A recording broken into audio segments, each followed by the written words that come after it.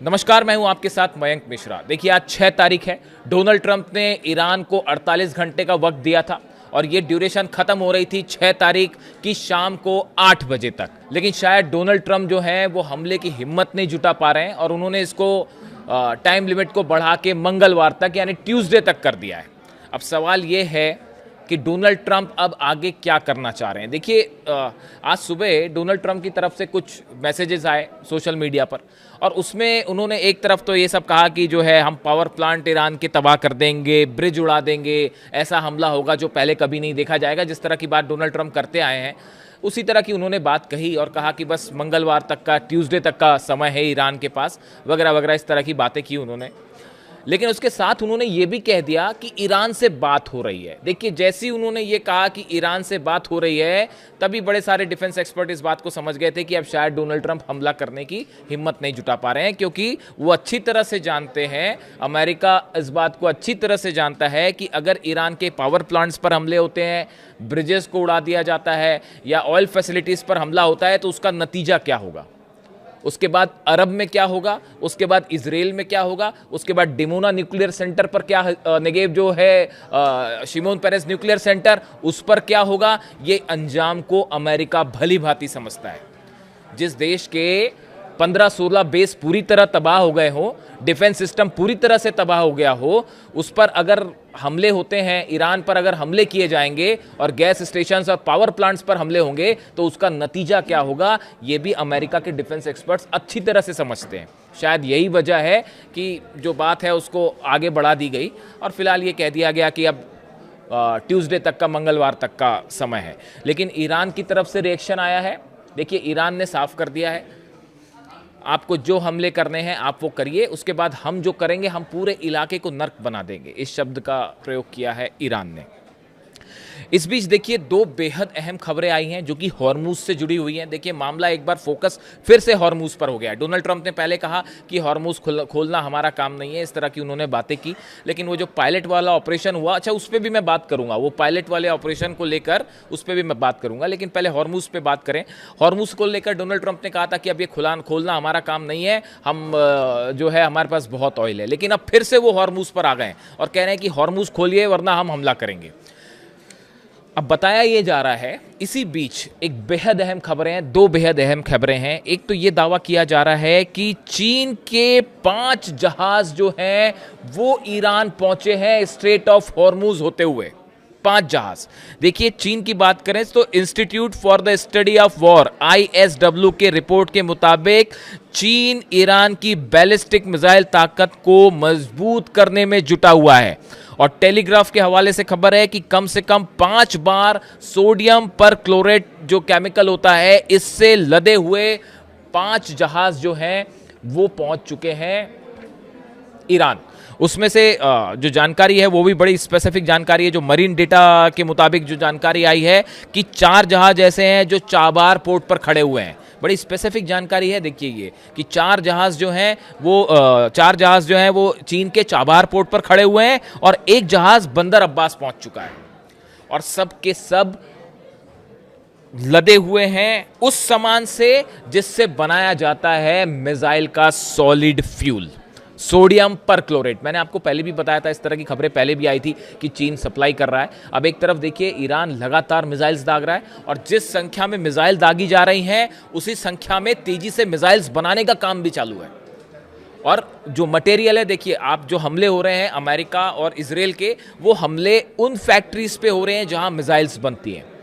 उन industrial areas को target किया जा रहा है जहां पे वो सामान बनता है जिससे मिसाइल बनाने के काम आता है।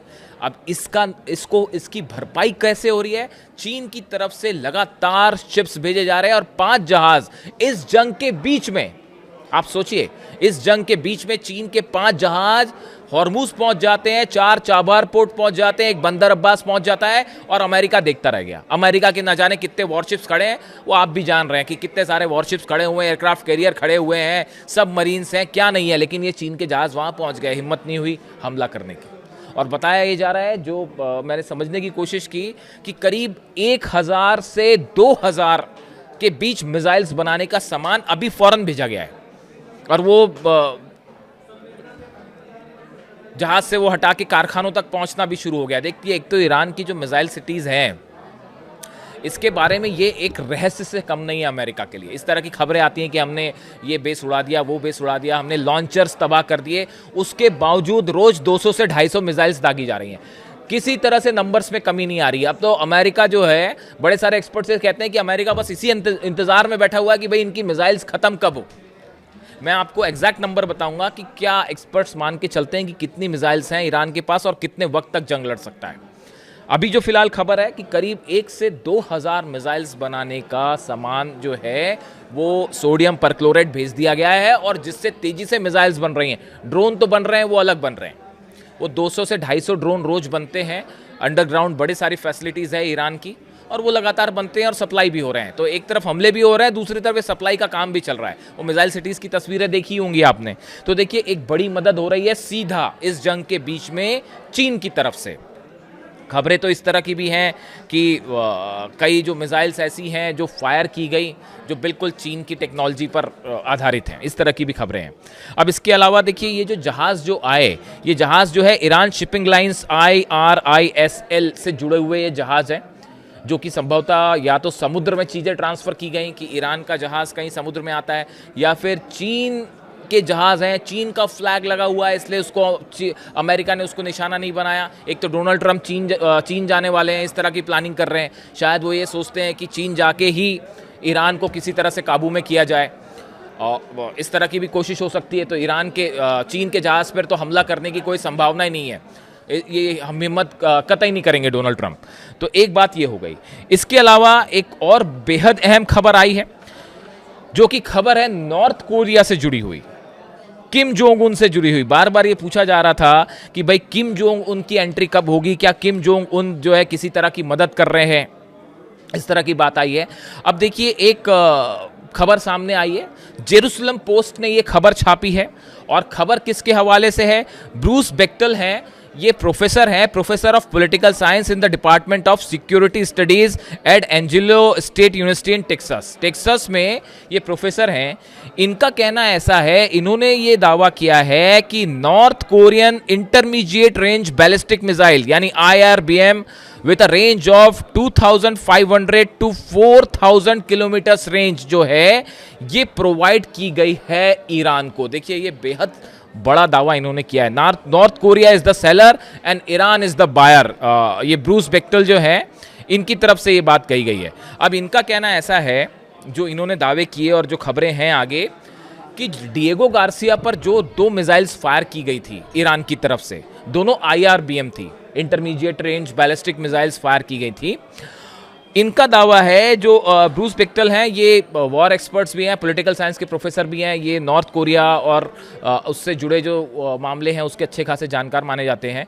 इनका कहना ऐसा है कि ये जो दोनों IRBM फायर हुई डिएगो गार्सिया पर, ये प्रोवाइड की थी नॉर्थ कोरिया ने। अब ये कब प्रोवाइड की गई, इसका एग्जैक्ट टाइमलाइन सामने नहीं है। या तो वो टेक्नोलॉजी प्रोवाइड की गई और उस पर मिसाइल्स बना के फायर की ईरान ने, और या फिर सीधी सीधी मिसाइल्स दे दी गई। देखिए, वो ये भी कह रहे हैं, he added that Iran's new Shahab 3 missile is almost an exact copy of the North Korean नोदोंग।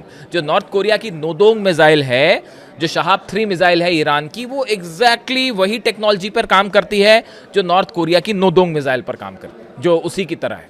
और ये अब दावे हो रहे हैं। देखिए, ये दावे कब से होने शुरू हुए? जब से ये अमेरिकन प्लेन्स गिरने शुरू हुए। लगातार जो है F-16 गिर रहे हैं, F-35 गिर गया, F-15 गिर गए, लगातार हर्मीज ड्रोन गिर रहे हैं, I-130 जो एयरक्राफ्ट कैरियर्स हैं, C-130 है, वो गिर रहे हैं, ब्लैक हॉक हेलीकॉप्टर्स गिर रहे हैं। तो अचानक ये हड़कंप मच गया पेंटागन में और अमेरिका में कि भाई ये हो क्या रहा है, ये अचानक ये प्लेन्स गिरने कैसे शुरू हो गए, और वो भी पिछले 7 से 8 दिनों के अंदर। अब जब ये लगातार जहाज़ गिरे, अमेरिका के प्लेन्स गिरने शुरू हुए, तब ये बात शुरू हुई कि भाई आखिर ऐसी क्या टेक्नोलॉजी अचानक ईरान के पास आ गई कि ये प्लेन्स गिरने शुरू हो गए। उसके लिए मैंने आपको माजिद के बारे में बात की थी कि कैसे इंफ्रारेड टेक्निक का इस्तेमाल करके, और ये भी कहा जा रहा है कि चाइना की तरफ से मदद की जा रही है, और मल्टी लेयर डिफेंस सिस्टम है। इसको लेकर भी स्टडी शुरू हुई, रिसर्च शुरू हुई, और साथ ही साथ ये भी पता लगाने की कोशिश हुई कि भाई ये जो मिसाइल्स फायर हो रही हैं, ये इतनी एक्यूरेट मिसाइल्स कैसे फायर हो रही है। यूएई के इंडस्ट्रियल सेक्टर्स जो हैं वो जल रहे हैं, सऊदी अरब पर हमले हो रहे हैं, बहरीन पर हमले हो रहे हैं, और कई हमले तो इतने एग्जैक्ट थे कि जिससे पूरा अमेरिका हैरान है, दंग है। मैं एक्सपर्ट्स की बात कर रहा हूं, मैं पॉलिटिकल लीडरशिप की बात नहीं कर रहा हूं, मैं डोनाल्ड ट्रंप और जेडी वेंस और मार्को रूबियो की बात नहीं कर रहा हूं, वो तो जो है पॉलिटिकल मामला है। मैं एक्सपर्ट्स की बात कर रहा हूं, जो डिफेंस इंडस्ट्री से जुड़े अमेरिकन एक्सपर्ट हैं। मैं आपको एक दो हमले का जिक्र मैं कई बार करता हूं। देखिए, बहरीन में एक जगह हमला होता है, और ऐसी एक हमला बगदाद में हुआ, जिसमें जिस बिल्डिंग को निशाना बनाया गया, हाई राइज बिल्डिंग, उसके 17वें माले पर, 17वें मंजिल पर जो है अमेरिकन सोल्जर्स और कुछ अधिकारी रुके थे। उस पर स्ट्राइक हुई, और वो 20 मंजिल वाली बिल्डिंग में वो 17वें माले पे एग्जैक्ट स्ट्राइक होती है। इतनी सटीक स्ट्राइक ईरान ने जब करी तो अमेरिका के होश उड़ गए कि भाई ये हो क्या रहा है, इतने सटीक हमले कैसे हो रहे हैं। थार्ड तबाह है, पेट्रियट तबाह है। ये अरब देशों के पास जो है करीब 2200 पेट्रियट मिसाइल्स थी ये जंग शुरू होने के बाद, अब वो सिर्फ 400 बची हुई है। ये ईरान की तरफ से जो हमले हो रहे हैं, आपको क्या लगता है कि बस ये हमले हो रहे हैं? जी नहीं, बड़ी प्लानिंग के साथ हमले हैं। ड्रोन्स अटैक कैसे करने हैं, कौन सी मिसाइल कब फायर करनी है, एक एक चीज प्लान्ड है, और कैसे अरब देशों के या जो भी अमेरिका के डिफेंस मिसाइल्स हैं इनको कैसे खत्म किया जाए। वहां जो इजराइल में आयरन डोम है और एरो जो है, बताया जा रहा है कि वो 80% मिसाइल्स खत्म हो चुकी हैं, सिर्फ 20% बची हुई है। अरब देशों के पास 2200 पेट्रियट थे, वो सिर्फ 400 बचे हुए हैं, ये कल तक की जानकारी है। अभी बीच में और जो हमले हुए मैं बताऊंगा आपको।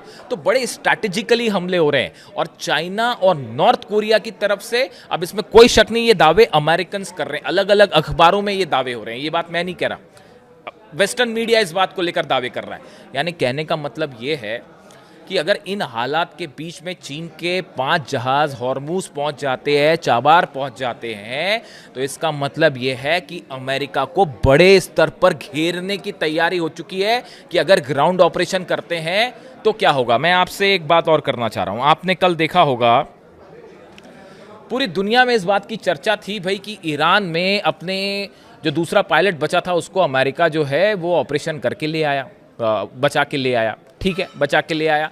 इस बात के लिए हमेशा से ट्रेनिंग दी जाती है, हर कंट्री के पास इस तरह की ट्रेनिंग होती है, और अमेरिका ने पहले भी ऐसे ऑपरेशन किए। बड़ी तारीफ हुई अमेरिका की, अमेरिका ने भाई ये कर दिया, वो कर दिया, बचा लिया। लेकिन आप इसके पीछे की कहानी सुनिए। अगर आप मेरी राय मानेंगे, अगर आप मेरी बात सुने कि मैं क्या सोचता हूं इस ऑपरेशन के बारे में, आप ध्यान से समझिए इस बात को। एक पायलट को बचाने के लिए अमेरिका को अपने 6 प्लेन्स गंवाने पड़े हैं, जिसकी तस्वीरें सामने हैं। 2 C-130 गिर चुके हैं, डिस्ट्रॉय हो गए इस पायलट को बचाने के चक्कर में। 2 ब्लैक हॉक हेलीकॉप्टर्स गिरे हैं, 2 ड्रोन गिरे हैं, जिसमें एक हर्मीज 900 है और एक MQ-9 है। यानी कि 6 जहाज जो अमेरिका के हैं वो इस पायलट के रेस्क्यू के दौरान तबाह हो गए। अगर अमेरिका के एक पायलट को बचाने में, जो कि ईरान की धरती पर था, उसे बचाने में अगर अमेरिका के 6 प्लेन तबाह हो गए, तो आप सोचिए कि अगर अमेरिका के 1000 सोल्जर्स उतरते हैं ईरान की धरती पे और उन सबको घेर लिया गया, तो फिर वो 1000 सैनिक या 2000 या 3000 जितने अमेरिका भेजेगा, उनको कैसे बचाएगा अमेरिका, और उनको बचाने के लिए कितने जहाज लगेंगे। जरा सोचिए इस बात को। 2 पक्ष थे इस कल पायलट वाली घटना के। मैं देख रहा था, मैंने बड़े सारे मीडिया आउटलेट्स देखे, बड़े सारे एक्सपर्ट्स की बात सुनी, तो अधिकांश लोग इस तरह की बात कर रहे थे कि भाई ये बड़ा ही सफल ऑपरेशन था ईरान का। लेकिन आप डोनाल्ड ट्रंप का गुस्सा देखिए, फ्रस्ट्रेशन देखिए। 6 जहाज अगर डाउन हो जा रहे हैं अलग अलग, और वो भी उसमें C-130 है, ब्लैक हॉक हेलीकॉप्टर्स हैं, सब कुछ अगर गिर जा रहे हैं, और ईरान ने मार के गिरा है, इसमें कोई शक नहीं है। तो ऐसी सूरत में अगर 1000 सैनिक जब आप ग्राउंड ऑपरेशन के लिए उतारेंगे, वो फंस गए तो क्या होगा। ये मान रहे हैं बड़े सारे एक्सपर्ट्स कि ये जो कल पायलट को बचाने की कोशिश हुई, इसके बाद ये बात लगभग साफ हो चुकी है कि अमेरिका ग्राउंड ऑपरेशन नहीं करेगा, और अगर करेगा तो उसकी भयंकर कैजुअलिटी होगी। जरा आप सोचिए इस बात को, मैंने जो लॉजिक दिया आप उसको समझिए। ये बात ठीक है कि अमेरिका अंदर आया, अंदर आके उसने अपना ऑपरेशन किया और पायलट को ले गया, ठीक है, बात मान ली बात, चलिए। लेकिन उसका खामियाजा इतना बड़ा है कि आप अगर डिफेंस एक्सपर्ट से बात करें, वॉर एक्सपर्ट से बात करें, तो वो बताएंगे कि भाई ग्राउंड ऑपरेशन होगा तो फंस जाएगा अमेरिका। और इस बात को पूरी दुनिया समझती है कि जो कल हुआ कैसे ईरान जो है वो भारी पड़ता दिखाई दे गया। खैर, अभी फिलहाल ग्राउंड ऑपरेशन करेंगे नहीं करेंगे थोड़ा मुश्किल ही दिख रहा है, क्योंकि डोनाल्ड ट्रंप की आप धमकियां देखें, उसका नेचर देखिए, बम्बार्डमेंट करने वाला है, वही एयर अटैक। यानी ईरान के पास अमेरिका के पास जो है कोई पुख्ता रणनीति नहीं है। मैं एक डेमोक्रेट हैं सांसद वहाँ के, उनको सुन रहा था, वो यही बात कह रहे हैं कि डोनाल्ड ट्रंप के पास कोई प्लान ही नहीं है, कि अटैक का कोई प्लान ही नहीं है। हॉर्मुज कैसे खुलवाएंगे, कोई प्लान नहीं है। एयर स्ट्राइक्स जो हैं वो कहाँ कहाँ कब कब कितनी करनी है, कोई प्लान नहीं है। आप कह रहे हैं कि हम स्टोन एज में पहुंचा देंगे ईरान को, तो उसके लिए आप क्या करेंगे? अस्पतालों पर हमले करेंगे, यूनिवर्सिटी पर हमले करेंगे, उससे क्या होगा? ईरान हार जाएगा उससे। मतलब ये तो सोच भी बड़ी हैरान करने वाली है। और यहाँ तक कि अमेरिका में डेमोक्रेट बड़े सारे सीनेटर्स जो हैं वो ये कह रहे हैं कि हॉर्मुज खुलवाना है तो ईरान को डरा धमका कर हॉर्मुज नहीं खुलवाया जा सकता। ये अमेरिका के डेमोक्रेट्स जो है सांसद हैं वो ये बात कर रहे हैं। तो यही बात अब तक अगर डोनाल्ड ट्रंप को समझ नहीं आई तो आप कैसे डील करेंगे? अब देखिए वो एक नई बात शुरू हो गई है फिर से। ये पिछली बार भी यही शगुफा था कि पाकिस्तान के जरिए जो है वो ईरान से बातचीत करने की कोशिश हो रही है, इस तरह के दावे हो रहे हैं। ये कुछ नहीं है, ये जो टाइमलाइन दी थी शाम को 6 तारीख की शाम को कि 8 बजे वो पूरी हो रही थी। 8 बजे के बाद आप हमला करेंगे। अगर ईरान के आपने एनर्जी सेंटर्स पर हमले किए, उसके बाद सऊदी में क्या होगा, उसके बाद यूएई में क्या होगा, बहरीन में क्या होगा, इराक में क्या होगा, जॉर्डन में क्या होगा, कुवैत में क्या होगा, इजराइल में क्या होगा, उसका अंदाज़ा भी लगाना होगा आपको हमला करने के पहले। ईरान उस समय क्या कर रहा होगा, ये भी बात तो सोचनी होगी आपको। तो अब इसीलिए जो बताया जा रहा है कि ये फिर से एक शगुफा छोड़ दिया कि पाकिस्तान के ज़रिए बातचीत हो रही है, और इस तरह की जो बातें हैं कि अच्छी बातचीत हो रही है, और ईरान की तरफ से हर बात बड़ी साफ साफ लहजे में कह दी गई है। टेम्परेरी सीज फायर, कोई इस तरह की कोई बात ही नहीं है। ये मतलब एक ख्याली पुलाव है जो बस कभी भी जो है आपको ऐसा लगा कि भाई अब तो फंस गए, अब कैसे हमला करें, टाइमलाइन दे दिया हमने हमला करने का, तो हमला करें नहीं करें फंस जाएंगे, तो बोले जी बातचीत हो रही है। तो इसके अलावा और कोई उसकी सच्चाई नहीं है। मैं आपको पहले ही कह चुका हूँ, ईरान की सेना की तरफ से जब तक ये बात नहीं कही जाए कि हम बात करेंगे, तब तक आप किसी बात पर विश्वास ही नहीं करिए। जब तक अब्बास अराक्ची विदेश मंत्री नहीं कहते ईरान के, तब तक किसी बात पर कोई मतलब नहीं किसी खबर का। और फिलहाल हालात ये है कि चाइना की भी धमाकेदार एंट्री है, नॉर्थ कोरिया की भी धमाकेदार एंट्री है, और रूस क्या चाहता है वो भी अपने आप में एक बड़ा ज़बरदस्त दावे हो रहे हैं। जिस तरह से बुशर पर हमले हुए, उसको लेके मैं अलग से बात करूंगा। वो जो न्यूक्लियर प्लान जो है वो बताया जा रहा है कि रूस के विदेश मंत्री ने बात की है ईरान से।